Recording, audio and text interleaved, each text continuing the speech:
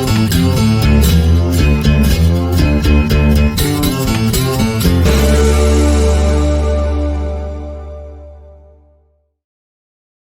everyone. Welcome to The Greater Good. You know, we created this show almost 2 years ago, and I've had just the privilege of interviewing a lot of really interesting people. And today is no exception. So I'd like everyone to welcome John DeBello. Hi, John. Hey, how are you? I'm well. I'm well. Where are you in your office at home or at the office? I'm in my home office today. Nice. No, it looks really warm and comfortable there. Well, warm being the operative word this time of year, but it's a beautiful day, so all good. Yeah, the weather has been a little bit warm, toasty. What did I read? That August was the warmest month in history, recorded history. So I guess we have that to look forward to. Yeah, well, fortunately in San Diego, we're not carrying the brunt of it, so so far so good. Yeah, actually, I said that to my wife the other day. I said, you know, that the August was the warmest recorded month in history. And she goes, well, not in San Diego. And I said, really? So she had to prove it to me, and she was right. It wasn't the warmest month in San Diego. So we're good here. So Fair enough. that'll make property values go up even more.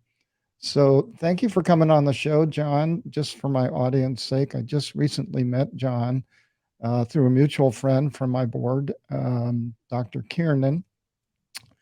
And John he attended our gala event. And so from that, now here we are today on the show. So I'm really excited to have you here. And I don't normally read the bio on people before I interview them, but I peeked at yours and I thought, oh my God, you were the co-creator of a legendary cult film. And drum Yes, roll. yes, I was the epic motion picture Attack of the Killer Tomatoes, and that will be with me forever. So I ascended the heights early, and ever since then, I've been trying to live up to the reputation. Oh my gosh. What were there, like 3 or 4 sequels to that thing? There were three sequels. The fourth was the part four of the trilogy. It was also a Fox animated cartoon series for a couple of years that did very well in their morning lineup, Yeah. and probably 100 different merchandising deals with Mattel, et cetera. So it's been a kick over the years, and literally no matter where I go in the world, somebody mentions it, and somebody lights up. So it's been the gift that keeps on giving. Well, there's nothing wrong with that. In fact, Sarah and I were talking because she has a 19 and a 15-year-old, 2 daughters, and they know about your movie. And so, you know, that generation, my gosh. When was that movie first created? In the That 60s was that was actually no, that was in the late 70s. or late And 70s? it was funny because I was at a film festival and they showed the movie, and there was a Q&A afterwards, and one woman in the audience said, that was amazing.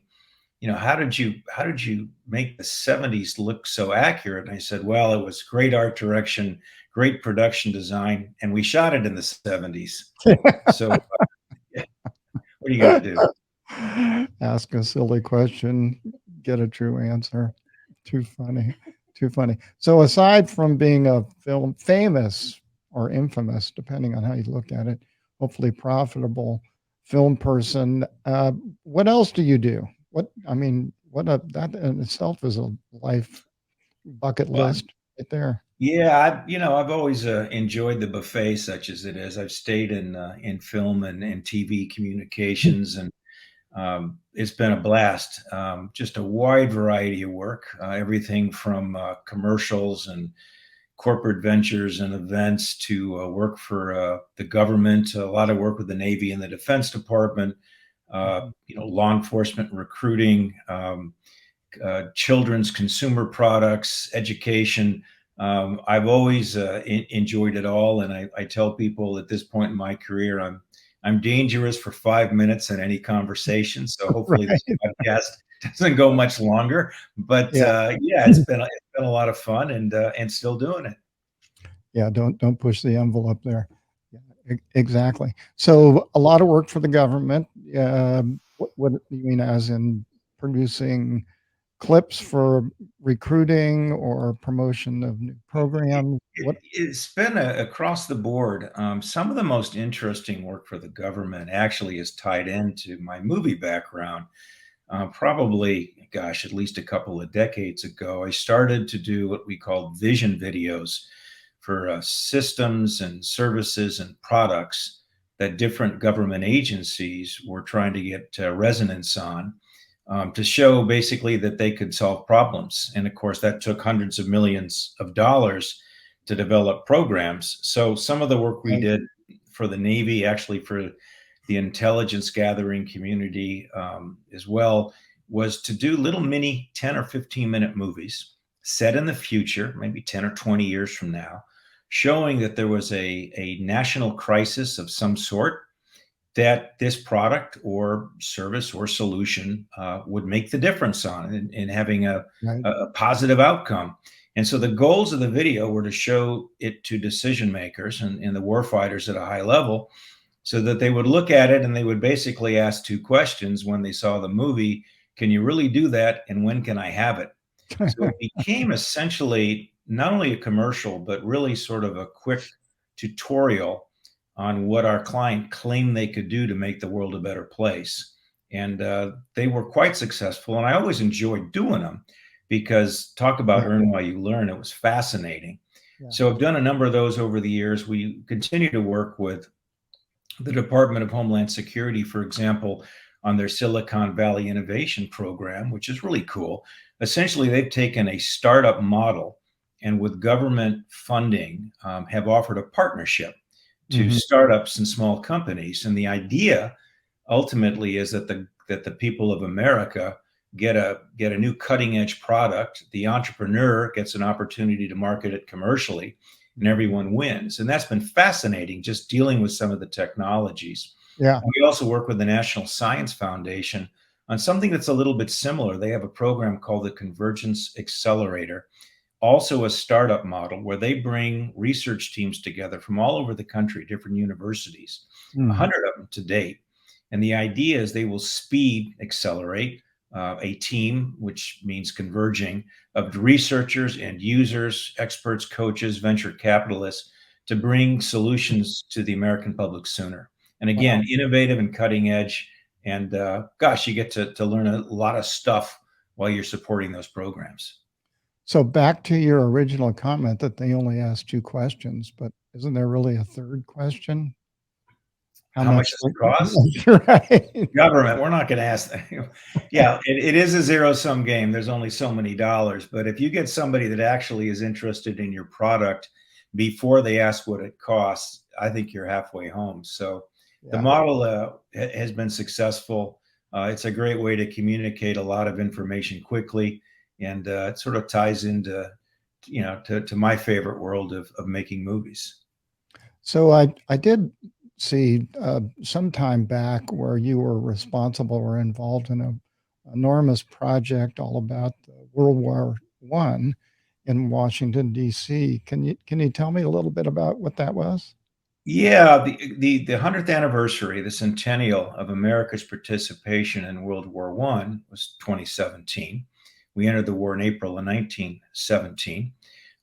This was a really interesting project because I had worked with the Navy on the bicentennial of the War of 1812, sort of positioning what the Navy did in that war, and the gentleman who led that effort came back and said, "Hey, we've got the centennial of the First World War coming up, but we're also trying to build the National World War One Memorial." And like a lot of people, I said, "We don't have one." It was the only war in American history that didn't have a memorial, because by the time they got around to thinking about it, World War II came along and it was lost in the shuffle. And here we are in about the year 2015, leading up to the centennial, with talk of raising $50 million to build a World War One memorial in Washington, D.C., with no living veterans to argue for it. Wow. Nobody gave it a chance of happening. We got involved in 2015, and lo and behold, 6 years later, we were producing the event with remarks by President Biden. that introduced the new World War I memorial on Pennsylvania Avenue. Wow. So it was a fantastic effort, and the people behind it were amazing. Gary Sinise was very helpful in terms of raising awareness.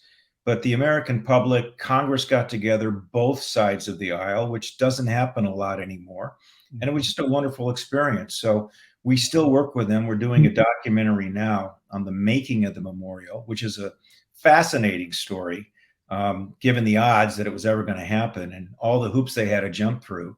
But that's been really gratifying. And I'm an American history major in college, and I actually got to use my major. So, For once, yeah, it's been all good.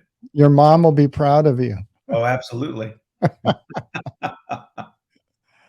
Oh my gosh. Yeah. I remember my dad saying that to me one time when I graduated from law school back a long time ago. And he said, well, hopefully someday you'll actually use all that knowledge. Touche. Yeah. Touche, Dad. Yeah. Yeah. Wish he was here today. Yeah. Well, yeah, that wonderful. So sounds like that project could have used someone like Lee Iacocca, to go out like what he did with Jeep uh, back in the day. What a marvelous. It's funny you mentioned Lee Iacocca. I did a project for him when he was introducing the first electric bike. This would have been 25 years ago, maybe a little ahead of his time. Yeah. And I've done hundreds of interviews over my career of all kinds of people. And I still remember that interview because I basically said, "So, Lee, electric bike." And 30 minutes later, the cameraman said, "Tape change." That was the only question I'd ask. He just was going. And, the guy was he's a genius, let's face it. But Yeah. never Very, forgot that. very Yeah. focused. Yeah. So who is the most interesting person you've interviewed in your career? Boy, that's a tough one. Um, the kick I've always had interviewing people is I get to interview people that are the best at what they do, no matter what it is. I still tell people in 1 week, one time, this is how absurd it was. I got to interview Brett Favre at the prime of his career for an extended interview for a sports show we were doing for DirecTV and the NFL. That same week, Renata Del Bucco, a Nobel Prize winning physicist, Mm. which is an amazing guy, and, and the Sports Illustrated swimsuit cover model. Oh, poor So you baby. talk about a range of interviews, but that's the fun part of it. Yeah. Gosh, when you're asking me the most interesting one, there's been a lot. I got to interview Bob Dole towards the end of his career when at the Mm. age of 90, he was still coming into his law office every day wearing a suit and tie every single day. Yeah. And I just, the interview was really fascinating given his career. But I thought one of the most interesting moments was afterwards. I was in his office and he had a large photo from the 1930s of his dad. He was from Kansas. His dad was a Kansas farmer before, Bob went to the Senate and did all the things he did. And here was a picture of the guy in a field, looks like American Gothic. He was wearing overalls in this black and white photo from 1932 with that look into camera that was, sort of suspicious, like people looked at a camera 90 or 100 years ago. Right. And Dole looked at the picture and he said he wore those overalls with pride every single day of his life. And I knew exactly what he meant because I came from sort of that same kind of work ethic background. That was probably as interesting an interview as any because you're talking about 60 years of somebody's life and Right. their insights. Yeah. Well, I wouldn't want to say it's the most interesting interview I've ever conducted, but it was certainly fun. We had Malin Burnham here not too long ago, and I've always admired him for his contributions to especially San Diego County, America's Cup. It goes on and on and on. But he was so fascinating because even at 94, he is as aware and spry as a 60-year-old. He's I, just an amazing guy. I just want to know his secret to youth because he looks half his age. It's He amazing. really does. Yeah, Yeah. yeah, yeah. Well, when we get offline, I'll tell you stories. But Okay. anyway, like you and I could both do. Full disclosure, John and I did have a conversation a couple of weeks ago prior to this show, and we spent at least an hour, lying to each other about our stories in life, and it was really very, very enjoyable. So it's not often that I get to come across someone with such a interesting career that you've had. So I'm glad I met you. Well, mutually, and yeah, I really enjoyed getting your insights as well. They say variety is the spice of life. I just I get a kick out of all of it. So Right? right, That's totally, true. I'm not sure I could write down all the different things that I've done in my life exactly. with any clarity anymore. I have Sarah to help me, producer Sarah, who's here. She's the brains of the operation. She reminds me who I interviewed and what I said and how embarrassing it was. So, thank you again for coming to our gala. By the way, that was our inaugural event. Yeah, And speaking of Gary Sinise, his foundation was one of our major supporters for that event. He's just a fascinating, amazing guy who's done so much, especially for our men and women in arms, our law enforcement people, security people around the world. He's Lieutenant Dan, just yeah. never gives up the fight. And so we were really privileged to have him be a part of our welcome to the world, as it were, for our gala event. So No, that again, that was a wonderful event, and yeah, he and his foundation really do special work. It's from the heart, and boy, tremendous effort. So kudos to you for attracting their attention because they do good stuff, and you guys did a heck of an event. well, thanks, appreciate that very much. No, we had just barely met Gary through one of my board members and the co-founder, in fact, of my foundation, Chief Steinbrook. He was former chief here at the Port of San Diego Harbor Police, and then he moved up to Beverly Hills to head up that department. And he had an opportunity to meet Gary and started talking about the work we're doing down here, and Gary just jumped on it. I mean, they were extremely quick in their response to us. They were right in there with a big fat check and great presence, especially with Gib Bosworth doing his speech up on the stage. Yeah. So yeah, it was really great. The pause. So I have to laugh whenever I go back and I look at all the interviews that I've done, like yourself, Sure. and I think, oh gosh, if I'd only done this or if I'd done that and whatnot. And every time I do that, the person who really knows what they're talking about says nobody saw it. They, Well, we're hard on ourselves, which is probably a good thing. Yeah. yeah, yeah, for sure, for sure. So Loma Media is kind of a big deal here in San Diego and around the world. You've represented an amazing list of clients here locally and Qualcomm, the Midway, you name it, and you guys have been involved at some level, SDG&E. I mean, Yeah, it's again the range of it's interesting. I'm for all practical purposes a San Diego native. I tell everybody I was actually born in Hollywood, which is true. I say born and raised in Hollywood. We moved when I was 2 weeks old, hmm, but came to San Diego as a kid and have watched the city grow in so many ways. But it's been fun to be sort of part of it over the decades. right.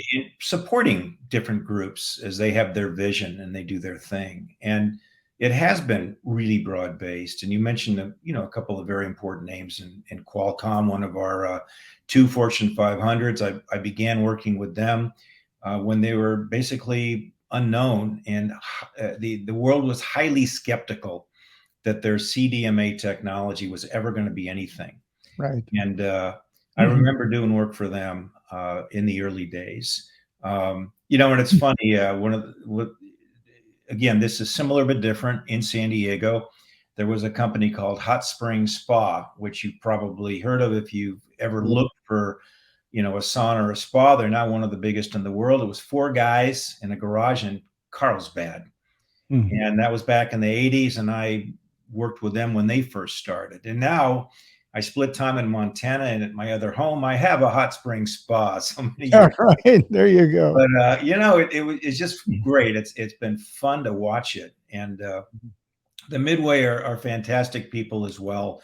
We do a lot of work with them. Gosh, what an amazing success story right out of the gate. Again, an organization that nobody gave a lot of credence to when they started. So those kind of success stories that actually add value, that's what makes this business fun.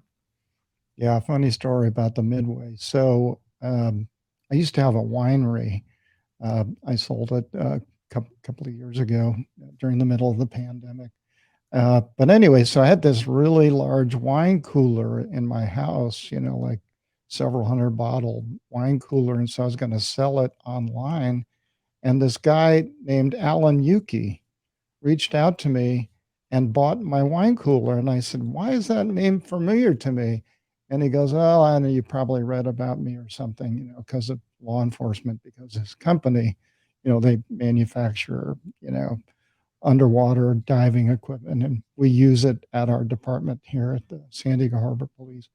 And he said, "And maybe read about me because of the Midway." And I said, "Well, tell me the story." And he told me the story of how he had to drag people kicking and screaming to get the Midway to come here to San Diego. And there were so many naysayers, and here it is, the largest floating museum in the world, the Yeah, second largest entertainment venue in San Diego County, just notches below the wild animal park and the zoo. that's right. And just what an amazing story, for sure.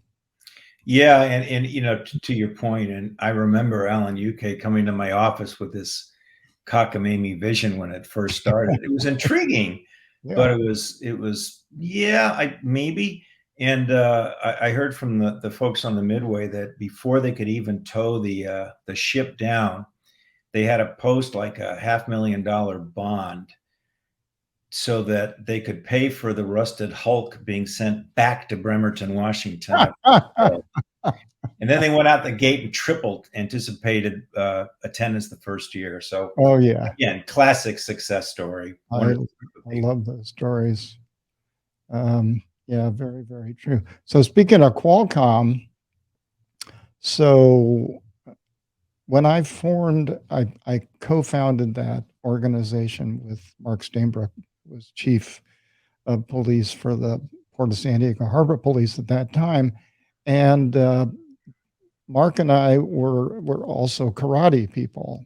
And we had another guy in our dojo with his kids, and Mark and his kids and whatnot. And that was Cristiano Aman, Mhm. who's now CEO and president, or president and CEO of Qualcomm. So he was one of the founding board members for our foundation, which has been a tremendous boost to our exposure, not only with financial support, but just the name alone carries so much value here in San Diego, and the technologies that they've Yeah. offered to or introduced to us that have helped us in terms of even artificial intelligence. We're writing most of our material using AI, and it's only because of that connection to Qualcomm. So they've been great partners and a great asset. Yeah, and they do a lot in the community, and of course, they're now a pillar of San Diego, and their success is really celebrated. And you mentioned AI, and of course, there's a lot of talk about AI. We some of our technology clients are they like to consider themselves on the cutting edge, and obviously, there's it certainly has tremendous value. There's concerns as well. My takeaway is. Gosh, no matter what happens, at least at least high school and college reports now are going to be grammatically correct, right? For the first time in 30 years. So no Oh, matter if the information's accurate or not, the periods and commas will be in the right place. The words you spelled you correctly. know, that just hit a chord with me because I used to teach extension at UCSD and a couple of other universities around town here, and I was always so disappointed in the quality of the writing with even graduate students. And Yeah. I think, were you asleep during English class in elementary school? Because that just doesn't work, you know? It's fascinating, isn't it? And you always sort of default that, oh, this person must be a mathematical genius reading the paper because it ain't this. Yeah, it's in an informal world, formal English is sort of a lost art. So we'll see what AI can do for us. Well, hopefully it helps because we need it. You know, a lot of the work that my foundation does is at Perkins K-8 school in the Barrio Logan, Right. and th- I'm always so pleased when I go and I watch the classrooms. I'll walk around and talk to the kids and whatnot on how the focus at that underprivileged environment has really been on how to speak properly. You know, it's like dressing Mhm, for an interview. mhm, I'm mhm. always shocked if I'm interviewing someone or I have interviewed someone for a job and they show up and I thought, "Did you forget that you're coming to impress me?" Yeah, I hear you. I hear you. That is so important. I do remember years ago. Gosh, this is probably a generation ago, but the story is still true. I had two young ladies, both finalists for a job, Mhm. and one dressed very professionally, and the other looked like she just came in from the beach. And Yeah. I know it's San Diego, but doggone it, SDSU, the Yeah. last class on the last day is here's how you dress for your first interview. 20 minutes is all it takes. Yeah. Yeah, really, it's not that hard. Just look in the mirror. What do you see? If there's spinach in your teeth, you gotta start Yeah. over. Yeah. Yeah. Oh my gosh. Yeah, well, you know, at Perkins, one of the main things that, uh, is focused on other than reading, writing, and arithmetic, and other important critical elements to life is shaking hands and looking someone in the eye Mhm. and meaning, "Hello, how are you today?" And if you go to it's I I challenge you, John, I'll take you there myself. We'll go on campus and you will meet 3rd, 4th, kindergarten, pre-K, 7th to 8th graders, kids that are homeless, living in a car or couch surfing. And when you introduce yourself to them, they will stick their hand out and they'll look you straight in the eye and they'll say, "Hello, Mr. DeBello. It's nice to meet you. Welcome to my school." Nice. And and they mean it. Yeah. And and it pays off. It really does. Yeah. It's Yeah. it's I it's a good thing. agree completely. And yeah, it sounds so simple, but it does require some effort on the part of the teacher and, of course, the part of the student. So good for them. Yeah, and the more that we can talk about it openly, that these things are critical, I think, you know, the better off, certainly San Diego County will be and hopefully the world. Right. But, you know, a little civility never hurt anyone, Yeah. right? Plus, you know, just pressing the flesh in itself is a pretty dramatic move towards compromise and conversation, maybe, forward-looking thinking, you know, honesty, you know? Yeah. And it's, that kind of approach also. And I tell the young people that work for me, it's like, look, if you can't show confidence in yourself, why should somebody else, right? So Mhm. just the idea that there's that spark of connection, that's gonna pay off many times over. Yeah, big time. So how big is Loma Media? You We're have a about 16 people full time with sort of concentric circles of trusted partners and subcontractors that we've worked with for many years. We do work all over the world. A couple of our clients are global, so we've got a network that literally spans, much of what you would consider a world that would be engaged in technology. Hmm. Um, and also, of course, nationally with many of our clients. But we're based here in San Diego. I've always enjoyed, although I've run bigger companies, I enjoy the dynamic that I can get my company into a room and everybody can communicate together. Hmm. I don't need floors. I don't need a large HR department. There is a Right. personal connectivity, and that makes such a difference in terms of trying to create, a cultural affinity. Sure. And all that means is that, look, you want people that want to win, that are excited about what they do, that embrace challenge. We sort of have an unofficial model: say yes and find a way. Right. Doesn't mean that we're going to do things that we're not capable of, but there's always a lean forward attitude. Hmm. And I think a lot of times in a smaller, more compact group, it's a little bit easier to maintain and expand that. Yeah. So yeah, that's the dynamic Loma. I've had the pleasure of creating many working relationships over the years, and Yeah. many of those continue as well. I love that you use the word yes, um, which is almost always my lead in word when we're looking at something that needs a solution. How do Yeah, we get to yes? Let's yeah, not talk about all of the negativity or what we can't do.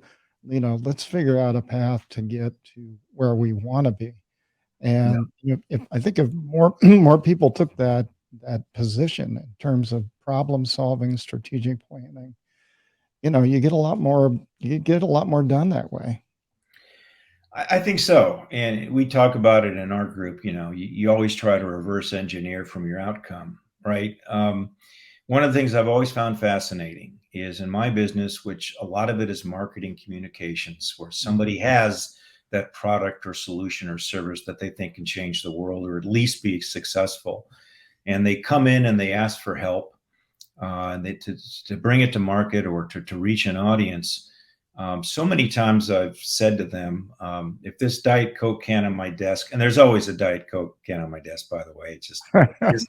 If this was your video or your website or whatever tool or tactic you think you need, and it was perfect, Mhm. what's supposed to happen? You'd be amazed at how many people can't tell me. They just know that they have a need to communicate better. Well, to really be successful, you've got to, paint the target, hit the target, right? It's Right. what are we aiming at? If we succeed, it's because we knew what we were aiming at. If we Mhm. fail, at least we know why we failed, so Right. we don't make that same mistake again. So, the idea of leaning forward and really focusing on success, that to me is an absolute common denominator, and everything emanates from there. You need to be out teaching at starting in kindergarten all the way through graduate school because that message is universal. Yeah. Um, I want to thank you so much for giving me time today to talk on this show, The Greater Good. Uh, can't go without saying that my foundation supports and funds this wonderful interview opportunity that I have to find interesting people like yourself.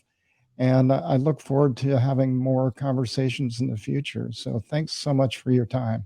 Oh, my pleasure. Really enjoyed it and appreciate the invitation. And you guys do fantastic work. So, please continue and grow, and we'll all be watching you. I'm going to take you to Perkins K-8 school. You're going to get that handshake. Sounds good. Let's do Thank- it. All right.